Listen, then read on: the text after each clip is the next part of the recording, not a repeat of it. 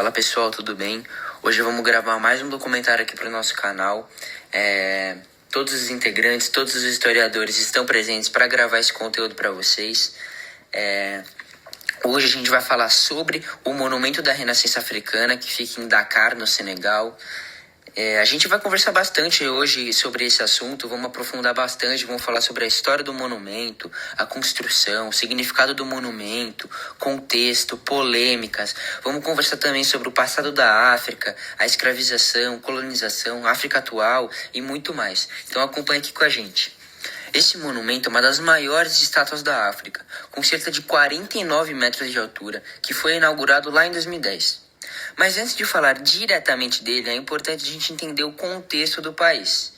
O Senegal foi colonizado pela França e só conquistou sua independência em 1960. Depois disso, como vários países africanos, teve que lidar com desafios como pobreza, desigualdade social e desenvolvimento econômico. Além disso, já existia uma necessidade muito grande de reconstruir uma identidade cultural do país, já que durante a colonização, muitas tradições foram desvalorizadas. Então esse monumento ele surge nesse cenário, não só como uma obra física, mas como uma tentativa também de mostrar que o país está avançando, está se reconstruindo, está se remodelando, né?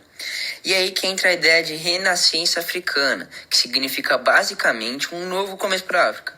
Valorização da sua cultura, sua história, seu futuro, valorização do passado, entre outros. Agora que entendemos um pouco mais sobre o contexto, podemos falar sobre a história do monumento e sua construção. O monumento foi idealizado pelo ex-presidente Abdoulaye Wade, que queria criar um símbolo de orgulho nacional e também de força para o continente africano. A construção começou nos anos 2000 e foi concluída em 2010.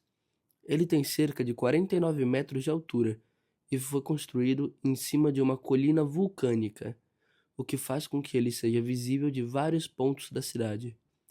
O custo da obra foi de aproximadamente 27 milhões de dólares, o que gerou bastante discussão na época, pois, como muitos países africanos, Senegal enfrentava muitos problemas econômicos e sociais, problemas como a fome, água e outros problemas que o Senegal e outros países africanos também sofrem. Então esse gasto gerou uma dúvida e deixou uma parcela da sociedade um pouco brava e confusa. Outro ponto importante é que o monumento foi construído por trabalhadores estrangeiros, principalmente da Coreia do Norte, e não por empresas locais. Hoje, além de ser um símbolo político, ele também funciona como ponto turístico. Dentro dele existe um museu e um mirante, o que faz com que visitantes possam conhecer mais sobre a história da África e também ver a cidade de Dakar de cima. Tendo em vista o que foi falado sobre a história e a construção do monumento, agora nós iremos para uma parte realmente muito mais simbólica, onde eu falaria um pouco sobre o significado do monumento, mas o que ele representa para a sociedade africana. Ressaltando rapidamente que o monumento ele vai muito além de uma simples escultura. Ele carrega significados profundos sobre a identidade, a história e a representação do povo africano. Bom, agora descrevendo um pouco mais sobre a estrutura do monumento, ele mostra 3 figuras: um homem, uma mulher e uma criança. Essas figuras representam uma família africana e simbolizam o povo africano como um todo. O homem, como na sociedade da época, representa a força e liderança. A mulher representa a base da sociedade. E a criança aponta para o horizonte, simbolizando o futuro. Isso transmite uma ideia de progresso, esperança e continuidade entre gerações. Mas, ao mesmo tempo, isso também levanta uma questão importante. Quem decide o que representa a África? Porque o estilo do monumento não segue totalmente os padrões tradicionais africanos, o que fez com que algumas pessoas criticassem essa representação. Então, o monumento não é apenas um símbolo de orgulho, mas também um ponto de debate sobre a identidade cultural do povo africano. Já no contexto social, apesar da proposta positiva, o monumento gerou muitas críticas. Na época da construção, o Senegal ainda enfrentava problemas como a pobreza, a desigualdade social e a falta de investimento em áreas básicas. Então, como dito anteriormente, muitas pessoas questionaram o alto custo da obra. Alguns disseram que o dinheiro ele poderia ter sido usado em saúde, educação e infraestrutura. Também houve críticas religiosas, já que em grande parte da população do país é muçulmana e não concordou com a forma que os corpos eles eram representados na estátua. De uma forma exposta, isso acabou incomodando a religião muçulmana, que é muito predominante em Senegal. Além disso, o fato de ter sido construído por estrangeiros gerou um debate sobre identidade e autonomia, o que acabou, então, dividindo bastante opiniões. Da África, a escravidão, a colonização, eles estão diretamente ligados com esse tema que a gente está abordando hoje, o Monumento da Renascença Africana. Por quê? Para entender melhor o significado do monumento, a gente precisa olhar para o passado da África. Durante séculos, milhões de africanos foram escravizados e levados para outros continentes, principalmente para as Américas. Depois disso, vários países africanos foram colonizados por potências europeias, como aconteceu com o Senegal. Esse processo enfraqueceu o continente e fez com que muitas culturas fossem desvalorizadas. Então, a ideia de renascença africana também é sobre recuperar essa identidade e reconstruir a imagem da África diante de uma circunstância bem difícil. O monumento pode ser visto como uma resposta a esse passado, como uma forma de mostrar que a África ela está se levantando novamente, ela está se reerguendo, ela quer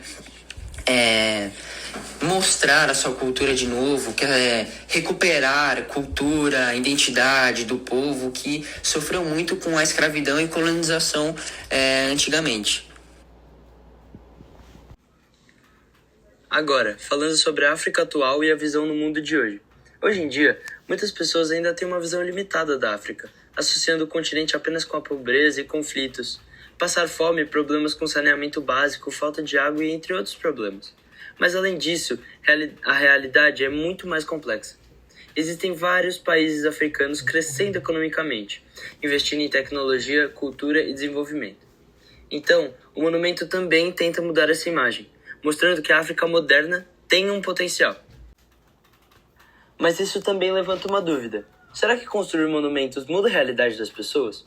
Ou seja, que isso serve mais como uma imagem para o resto do mundo?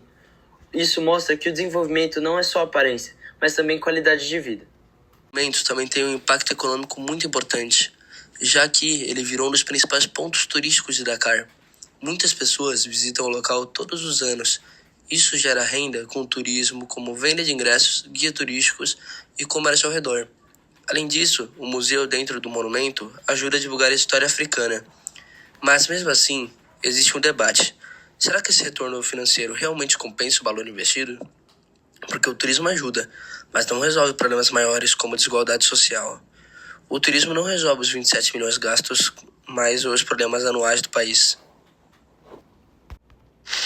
Bom, mas quando nós falamos da África, é impossível pensar em uma única identidade, pois o continente é diverso, e isso torna qualquer representação um desafio, já que o Monumento da Renascença Africana, ele aborda um estilo diferente, com um significado e uma tentativa de representação que muitos não consideram e criticam por causa da diversidade cultural, já que a África é um continente enorme, com muitos países, culturas e línguas diferentes.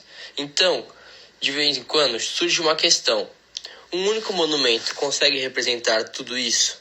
Ou seja, será que apenas um monumento consegue representar milhares de anos de culturas, histórias e valores que os povos presentes nesses países pregam? Alguns acreditam que não, porque ele não mostra uma visão geral do que seria a África. Além disso, o estilo do monumento foi criticado por não representar totalmente a cultura local. Isso mostra que a ideia de renascença africana não é simples, pois cada país tem sua própria realidade, região, tribo, cidade e até bairros que seguem sua própria realidade. Então, não existe uma única forma de representar o continente. Por isso, o monumento pode ser visto com uma visão muito mais política do que uma representação completa da África, já que um continente tão diversificado não pode ser representado por apenas uma figura ou uma imagem. Porém, esse tipo de debate só não acontece no Senegal. Em outros países africanos também existem monumentos super importantes, como o Freedom Park, em Pretória, que representa a superação do apartheid. Foi um dos momentos mais importantes para a história da África e a revolução ao combate ao racismo e outros problemas sociais. Para finalizar, o Monumento da Renascença Africana é um símbolo muito mais complexo do que parece. Ele representa orgulho, identidade, esperança, mas também levanta críticas sobre a política, economia e cultura. No fim das contas, ele mostra que a África está em constante transformação e que essa renascença depende não só dos monumentos. E que essa renascença não depende só dos monumentos, mas da mudança. E que essa renascença não depende só dos monumentos, mas das mudanças reais na vida das pessoas africanas.